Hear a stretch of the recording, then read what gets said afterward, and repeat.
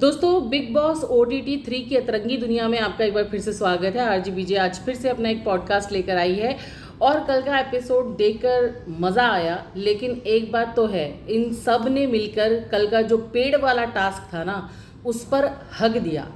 क्या हुआ पूरे एपिसोड में, ये आपको इस पूरे वीडियो को देखने के बाद पता चल जाएगा, तो देखते ज़रूर रहिएगा। अच्छा, कमेंट कर करके ये भी बता दीजिएगा कि आपका फेवरेट कंटेस्टेंट्स कौन है अब की बार के बिग बॉस OTT 3 में, या फिर आपको क्या लगता है कि अरमान की दोनों बीवियों में से कौन ज़्यादा अच्छा खेल रहा है। ये कमेंट करके मुझे ज़रूर बताइएगा।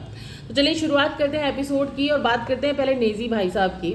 नेजी भाई साहब ने कल जो शिवानी से वो बात कर रहे थे और भी लोगों से वो बात कर रहे थे, लेकिन जैसे उन्होंने बोला कि भाई मेरे को जो है मैं एक साल तक गायब रहा, बिल्कुल जब मेरा बहुत ही पीक सीज़न हो सकता था, जब पीक पर था मैं, बिल्कुल मेरे ऊपर एक फ़िल्म भी बन रही थी, तो मुझे कुछ लोगों ने कैद करके रखा हुआ था और मैं बिल्कुल गायब था और मेरे पास बहुत सारी मुसीबतें थीं। और एक और चीज़ थी, उन्होंने ये भी कहीं ना कहीं बताया कि वो काफ़ी हैवी मेडिकेशन पर भी थे। उनके बात करने का जो बिग बॉस ने सीन दिखाया, उससे शायद वो ये दिखाने की कोशिश कर रहे थे कि देखो भैया, सेलिब्रिटीज़ की लाइफ इतनी आसान नहीं होती है, काफ़ी मुश्किल लाइफ होती है उन लोगों की भी। तो यहाँ पे नेजी का जो पॉइंट ऑफ व्यू निकल कर सामने आया, वो बिल्कुल सामने आ रहा है कि भाई वो यहाँ पर आए किस लिए हैं। उन्होंने जो वो एक इतना अच्छा टॉप का टाइम देखा था, जब वो बहुत ज़्यादा लोगों में पॉपुलर थे, फिर वो डाउन आए जब वो और ऊपर जा सकते थे, तो अब उस चीज़ को वो रीफिल करने के लिए यहाँ पर आए हैं। अपने आप की एक और जो पहचान वो खो चुके हैं, उसको बनाने के लिए वो इस बिग बॉस में आए हैं। अब यहाँ पर हम बात करते हैं सना मकबूल की। सना मकबूल मुझे पता नहीं क्यों एक अच्छी स्ट्रॉन्ग कंटेंडर उभर कर सामने आती हुई नज़र आ रही हैं। जिस तरीके से उन्होंने रणवीर शौरी की बढ़ाई की और वो बता रही थी अरमान को कि he is good to me, जब से उन्हें पता चला है कि मुझे मेरे होठ पर डॉग ने काटा था, तो उसके बाद से उनको बहुत बुरा फील हो रहा है and he is very good to me. उन्होंने मुझसे दोस्ती करने की कोशिश की, मुझे मैंगो दिया, ये वो ब्ला ब्ला ब्ला, वो समझ में आ रहा है और बिग बॉस ने उसको बहुत खूबसूरती से दिखाया भी। एंड यहाँ पर रणवीर शौरी एक्चुअली में शायद मुझे लग रहे हैं कि ही फील्स सॉरी अबाउट सना मकबूल, और सना मकबूल मुझे स्ट्रॉन्ग दिख रही हैं, अच्छी कंटेस्टेंट दिख रही हैं।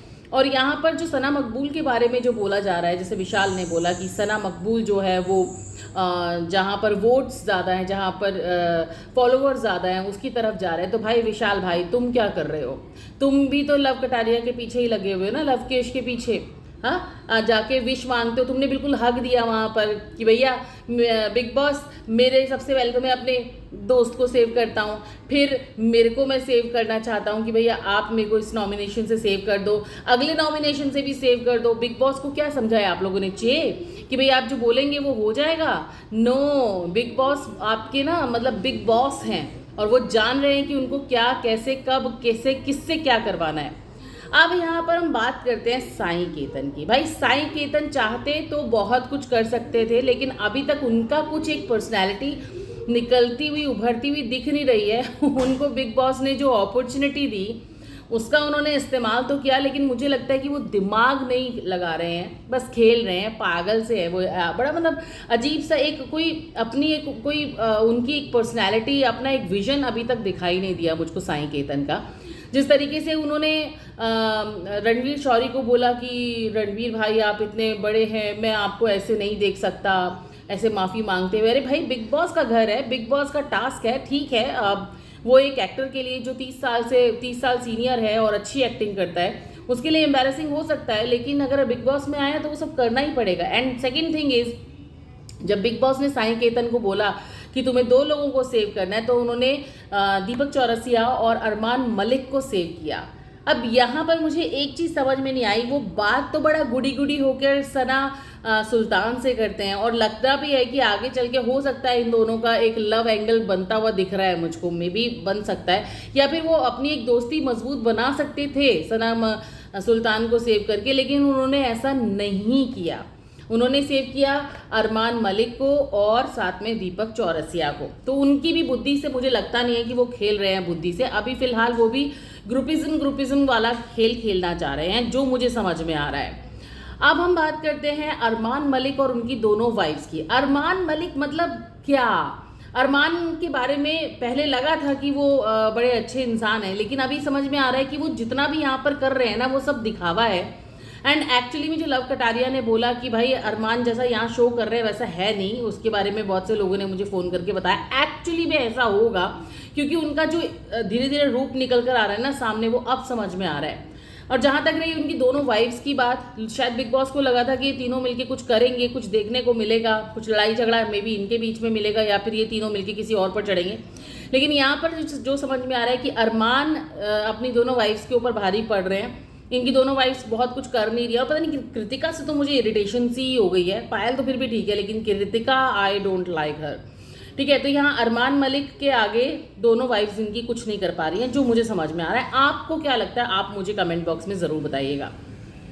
अब यहाँ पर बात करते हैं रणवीर की। रणवीर ने विश मांगी कि भैया खाना दे दो, ये कर दो, वो कर दो। विश उनकी समझ में आती है, बड़ा क्लेवरली उन्होंने गेम को खेला और बिग बॉस से जो विश मांगी उन्होंने लेकिन एक चीज़ मुझे सच में बड़ी एम्बैरेसिंग लगी, जो सना सुल्तान की वो छठी लेकर आए ना वहाँ पर पेंटी, बाप रे बाप, मतलब वो बंदा कितना ईगरली उस टास्क को कर रहा था वो जब आप इस एपिसोड को देखेंगे तो समझ जाएंगे। मतलब वो विश मांगने के लिए उनकी चड्डी लेकर आ गए यार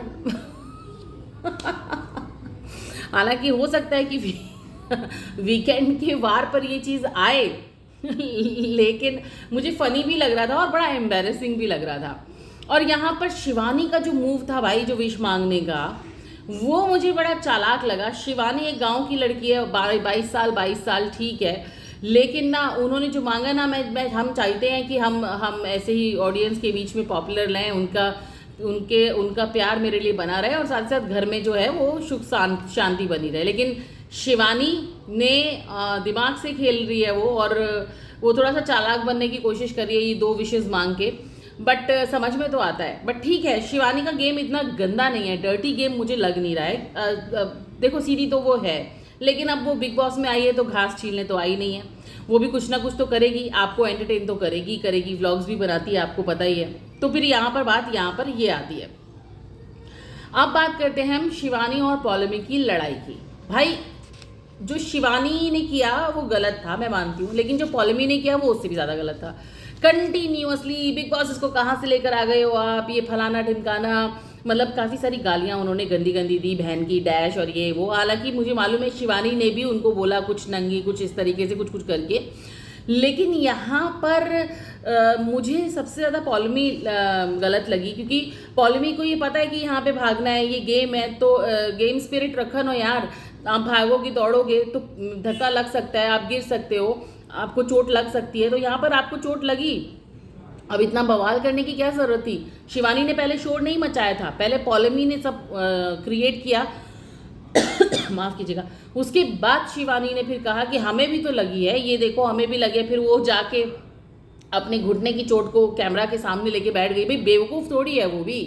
बट यहाँ पर जो मुझे समझ में आ रहा है, सबके सब शिवानी को साइडलाइन करने की कोशिश कर रहे हैं, और जो मुझे समझ में आ रहा है कि वो अब की बार उनका टारगेट है शिवानी, की शिवानी इस घर से बाहर निकले। लेकिन I am damn sure Shivani इस घर से बाहर नहीं निकलेगी, क्योंकि शिवानी इन सबसे ज़्यादा जो मुझे लग रहा है कि वो स्टैंड भी ले रही है, छोटी होने के बावजूद चालाकियों से भी काम कर रही है, मतलब साम दाम दंड भेद जो होना चाहिए गेम के लिए वो सब कर रही है।